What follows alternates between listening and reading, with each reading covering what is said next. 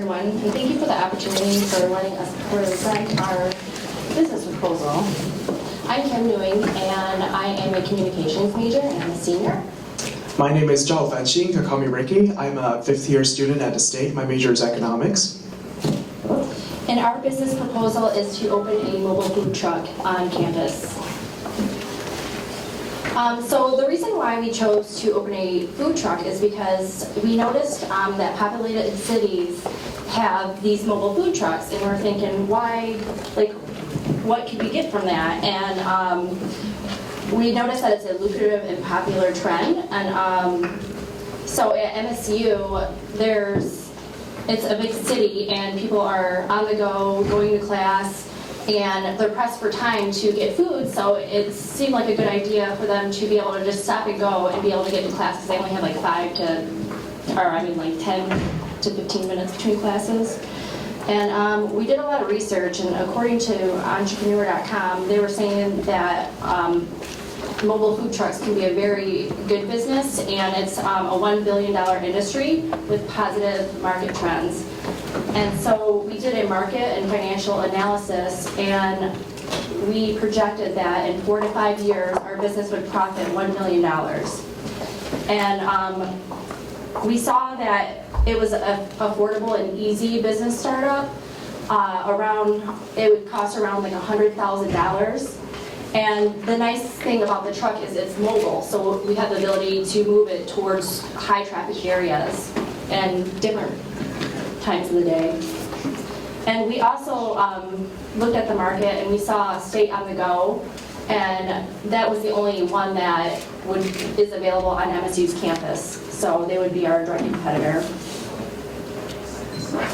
And so some of the demographics, we currently have roughly 55,000 students enrolled in MSU, and the faculty and staff is about 5,300. So that's about a sum of 60,000 students and faculty altogether. And the person per square mile is roughly 3,500, which is pretty dense, we noticed. We looked at some other trends or the density in different areas, and it's denser than Chicago and Boston. So that was a pretty big thing. And then we also saw the education trend, 70% of residents in East Lansing have a bachelor's degree or higher. So we know that some of like the health food trends and the awareness of health and body image was kind of important. And the students and faculty needed that quick and convenience.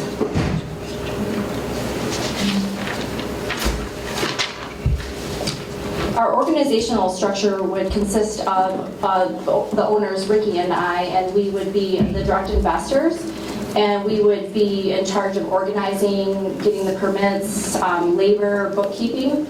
And then if we found that we needed employees, we would hire 1 to 2, and we would look for multiple language skills, because we know that there are a lot of international students at MSU.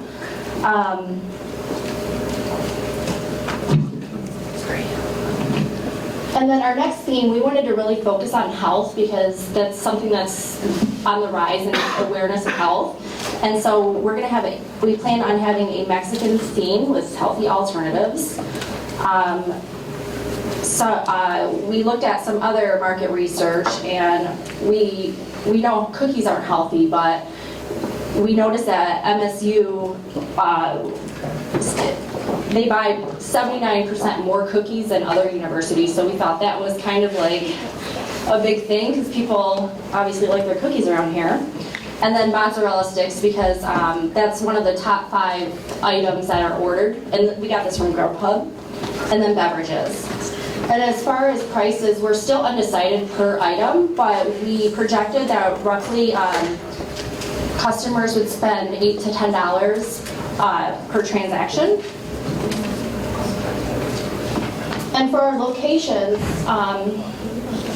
we chose the primary or the auditorium loop, because we felt like that was the most densely populated area. And so we took the auditorium and we calculated all of the buildings and areas and seats within a 5-minute walking distance. And we saw that there was 5,000 seats that were available. So that's 5,000 people in this one area that can walk to the truck within 5 minutes. And then we have some other alternate options where we could move our food truck on MSU or even in Lansing.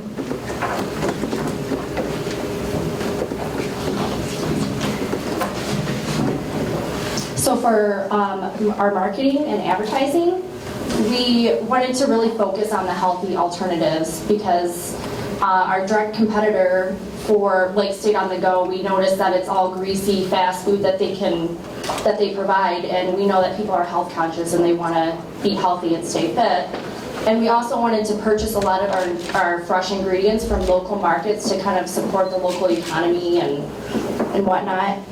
And then the convenience of how convenient it is because people are walking to school and they see a food truck, they can just walk right past it and purchase food. So we're going to cover almost 5,000 students. Our advertising, we planned on using, starting our own Facebook, Yelp business page or newspaper advertising. And we wanted to incorporate psychology and selling strategies and getting the customers to spend more. So we wanted to use use coupons or daily deals that are advertised on our business, pricing that's $0.99 so the consumer thinks that they're spending less money. And we wanted to show the value with our products and purchase with our vegetables and all of that and whatnot. And have samples and have warm and inviting attractive colors for our food truck and have musics and do a rewards program. So I'm introducing Ricky. He's going to present the rest of the presentation. Thank you, Kim. All right, so we did more market research and we figured out we actually have more and more advantages. So based on the research that was done by Citigroup, Huffington Post, Grubhub, and Bureau of Labor Statistics Consumer Expenditure Survey, we find out that more than 70% of the students work on average of 30 hours per week, which means that every single week or bi-weekly, they are gonna have paychecks come into their mailbox. So they will have extra money to spend on their food other than just simply buying groceries. We also noticed that 66% of the students spend more than $50 per month on just simply dining out. 45% of the parents agreed to help their kids' financial situation if needed. And 16% of the students have scholarship to cover either full amount or partial amount tuition fee and housing expense. All of these numbers are telling us that the college students are not as broke as we thought. So they do have extra money in their pocket.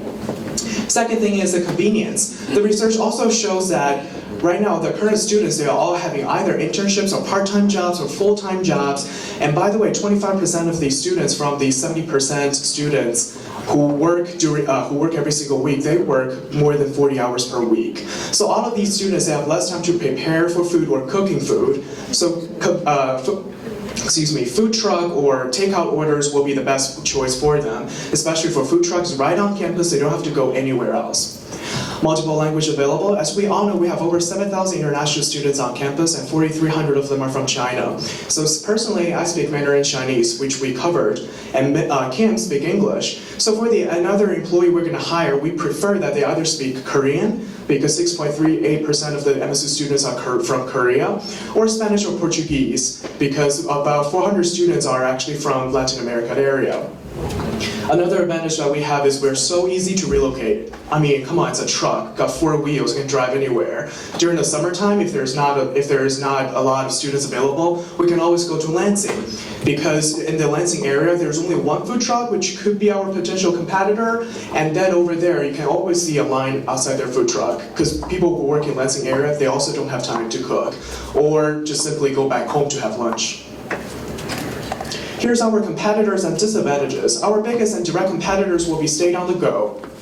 But State on the Go, we have a different menu option compared to State on the Go. So we're not directly competing with them. And if our food truck is right next to them, it's actually attract more people coming to us.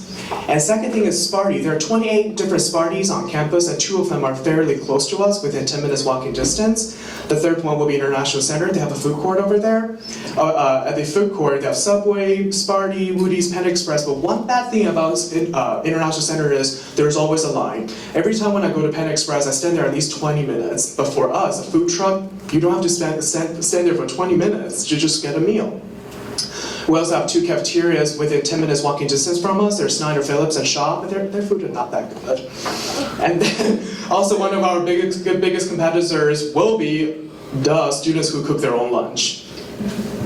So let's take a look at our financial projection for the first month. As we can see, every single hour we predict that on the low end we make at least 20 sales per hour. Each sales will be $8. At the high end we predict that we can make 40 sales per hour and still $8 per person. So per month, on the low end, our predicted sale will be $25,600 and the high end will be $51,000. One of our biggest one-time costs will be purchasing the food truck.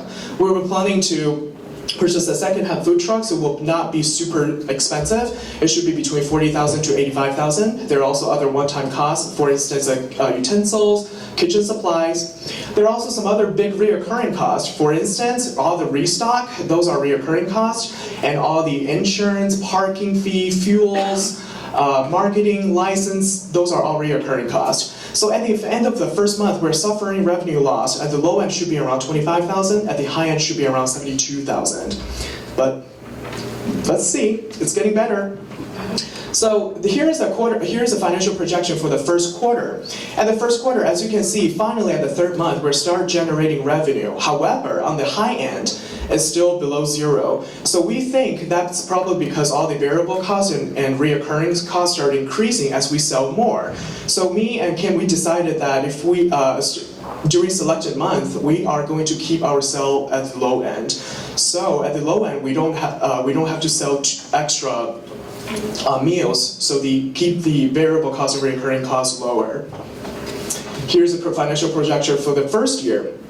At the first year, as you can see, the revenue keep going up, and then at the third quarter, at the high end, the revenue finally is higher than the low end. We're planning to purchase the new food truck at the end of the first year.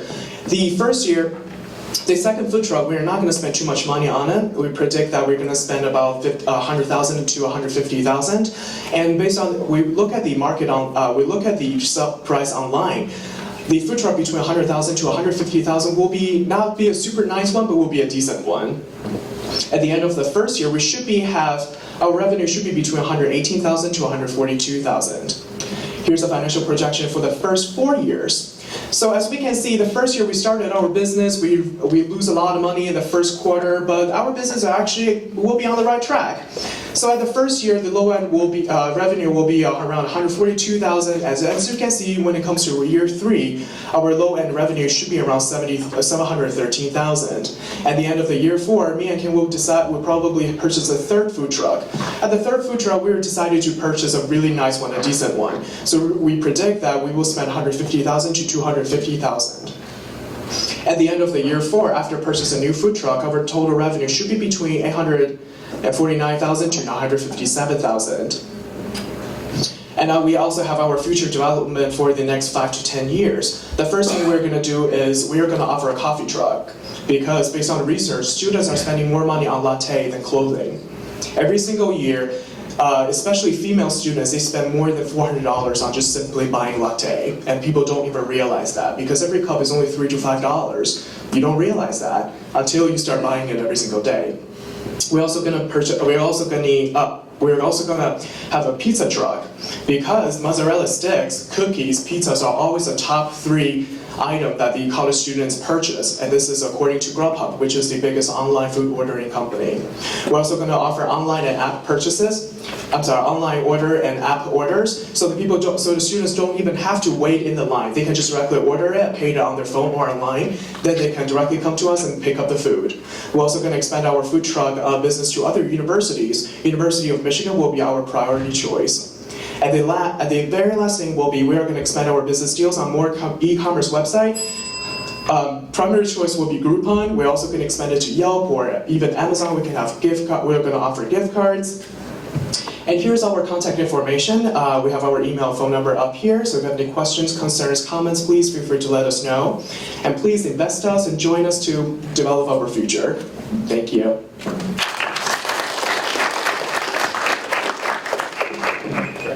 By the way, I like this idea. I think there's a very successful story in New York City. People waiting more than 20 minutes to wait for the food.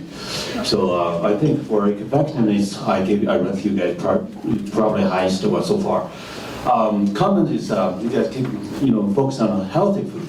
I think I would focus on the campus culture, because when people walk a few miles away or maybe 5 minutes away, they're already healthy.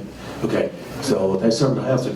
But I think this thin idea about the ice cream truck. When kids see the truck, they don't care it's healthy. They care the flavor, the taste, the color, the food. So I would say, healthy is a good selling point, but we're focused on the excitement at the campus. I would integrate the Michigan State ice cream into your truck. That could be a big plus. So, but in general, I like this idea. Thank you so much. Good job. Very good job. Have you looked into any barriers for a private company to be selling on MSU's campus? I know I work with a lot of student organizations, and I'm limited as a staff member on what pizza companies we can go to. That's limited to me as an MSU employee. They have relationships with certain companies. Have you looked into those type of barriers for a company like yours to be on MSU's campus and be a direct competitor to the food truck, which is an MSU company as well? Do you want to answer that? We try to look into it, but a lot of time it's really hard for us to find the information like that, because a lot of time some people say that online said it could be considered as a business secret deal that they won't tell others, or sometimes that certain business deals they would not, even though they know it, but they won't tell the public. For instance, if somebody works in Best Buy, you're not allowed to work in Verizon. That's the deal between Verizon and Best Buy. So we try to find, let's say if we buy certain food from certain company, are we allowed to sell it on MSU campus? We tried a couple days to find it, but unfortunately we couldn't find that information. I believe that when we really contact all these companies, they will have more info. They will know that they will probably ask us first, where are you going to sell it, what are you going to sell, or how are you going to sell it. So if there are certain restrictions or limited, they're going to let us know. And then if let's say one company is not workable with us, then we will switch to the next one. And we also did look if you, to start a restaurant, you would go to the Department of Health and Human Services. Or for a parking permit, we would go to MSU, the police department. So that we found some areas where we can start and further develop those restrictions and permits. But as far as are we able to do it right now, we're a little unsure about, if we can actually get the permit, you know what I mean? Or if that is the exact location we could go with. But we know that we could get it out there. We're just, we would have to do more research to figure out if we could put it there. Have you contacted the city? Have you contacted the city of East Lansing to see? If MSU, if you can't do it directly on MSU for whatever reason, if you can be on the fringe. We looked at those options, but we haven't actually contacted them yet. But yeah, we know we have the steps and what we need to do. We just haven't called and said, hey, we're opening a business.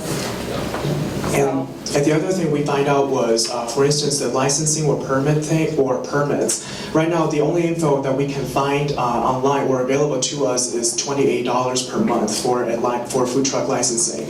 But let's say if you want to get an annual one or the quarter ones, so they didn't directly tell us. They will say, hey, if you really need to know it, you need to submit these applications.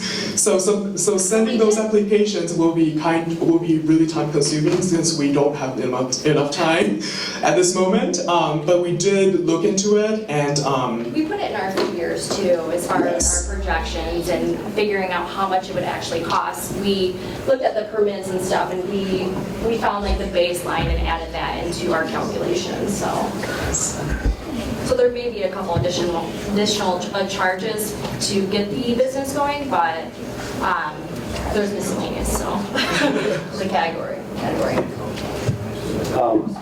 One other thing I would highly recommend you consider too is football Saturdays. I know you mentioned Yeah, that, that's what- yeah. and I think that is a huge market for something like this. I've even thought about like a mobile beer truck, Yeah. honestly, on days like that. That's something that I think is just a really untapped market in this area, and we're one school out of how many schools that have football Saturdays. So Right. that's something I would really recommend you look into. That's and what we were consider, yeah. thinking, it's very untapped here, because there's a one truck, so. We actually thought about the beer truck before. That's actually our first option. more We like- came up with a lot Yeah. of crazy ideas at first. That's actually our first option, but I asked around. One of my friends, he's even though he's from China, but for some reason he obtained a beer selling permit for 2 years on Grand River Avenue. Then when I was asking him, hey, if it is easy for you to get a beer selling permit, you need to have one in order to sell alcohol. And then he said, first of all, in East Lansing area is extremely competitive thanks to all the other college kids. And second of all, they can only give you certain amount of permits. So for instance, if they only give you 10 permits and there's a waiting line for 20 people, you might not get the permit for a decade or two because no one wants to release it. The only reason he gave up the beer selling permit is because he's leaving the country, so he has to give up. So the beer selling, it's a really great point, but to us, we think that we might need to wait way longer than we thought before we even get a permit. But in the future. That's why I said ice cream idea could be more pricey. Yes. It could be, because that's quick, and the customers there, it's attractive, so. Thank you. Very good, thank you.